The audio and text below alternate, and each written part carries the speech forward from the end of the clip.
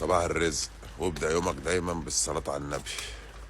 فاضل اسبوع زي النهارده كده الاربع هيكون اول يوم في رمضان، وده هيكون رمضان ال16 ليا بعيد عن اهلي. للناس اللي بتبص المغترب اللي هو بيعمل فلوس وعايش حياته. الشهر ده انا بقالي 16 سنه ما قعدتش قعده رمضان ولا اتلميت لمه رمضان مع اهلي. دي لوحدها بالدنيا وما فيها.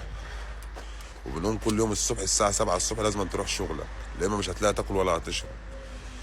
اللي بيعمل فلوس في الغربة يا صاحبي بيحرم نفسه من حاجات كتير. يعني بيحرم نفسه من شهر زي شهر رمضان اللي هو يقعد مع أهله، بيحرم نفسه من العيد. عشان تعمل فلوس في الغربة ممكن تاكل طقة واحدة أو طقتين. أنا بقالي بالظبط 16 سنة لازم أنا أصحى كل يوم الساعة 6 الصبح أقوم أغسل وأطلع شغلي. تعبان مش تعبان، ضهري وجعني ضهري مش وجعني، لازم أروح شغلي. فالحمد لله على كل حال، ومفيش حد بيختار نصيبه.